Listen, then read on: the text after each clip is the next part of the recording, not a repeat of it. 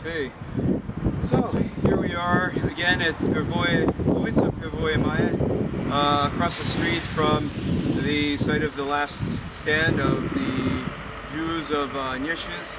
And this whole neighborhood was basically my ancestors lived in this whole neighborhood. It's just maybe a block or so, a couple blocks from the what used to be known as the Bazarnaya Mark, now is known as the Town Hall Square.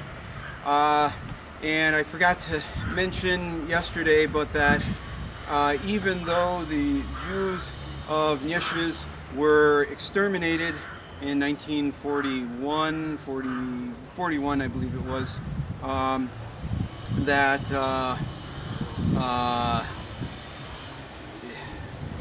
and I should also say that Professor, put it well that from the 20th century, Jews such as my ancestors, as a caste, were doomed. As merchants and as artisans, were doomed in favor of becoming workers or bureaucrats or scientists or artists or revolutionaries. Nevertheless, after the war, it seems to have been that Nyeshviz and Belarus had an influx of Jews, from, I guess, the region, surviving Jews.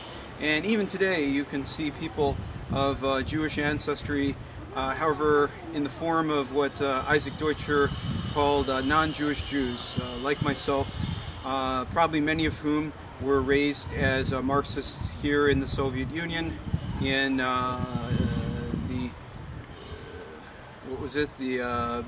Belarusian Soviet Socialist Republic.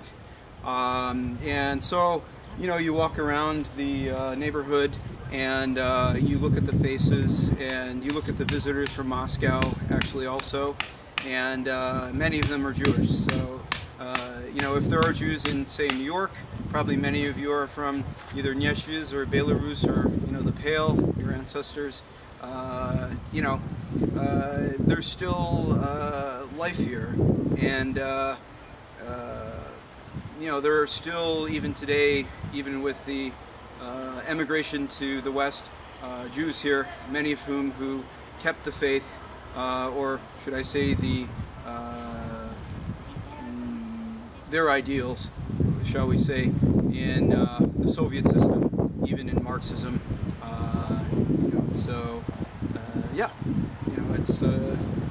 It's not all bad, and actually is, I think, quite good.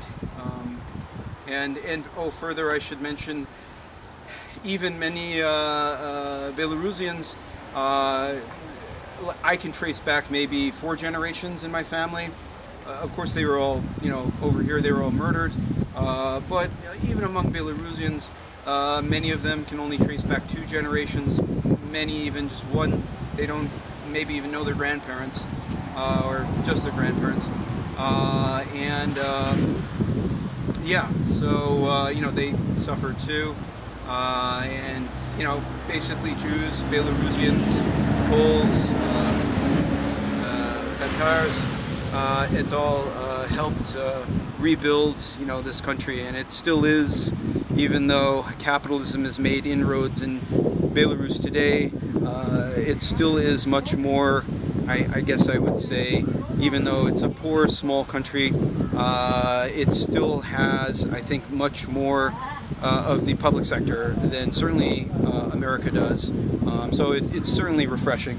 Like the bank from the other day is owned by the state, and the bankers in America will tell you, oh, we can't guarantee your money. Well, I've had no problems, withdrawing money with my accounts. No one's tried to do anything with my accounts, steal money. I've had no problems really with, on the streets, etc. Anyway, so, so, the Jews live on, in a different, maybe even better form, I would say, today, in Belarus, and One of them is even a survivor and a school teacher across the way from the site of the ghetto memorial. You know, making Belarus a better place today. Great. Okay. До свидания.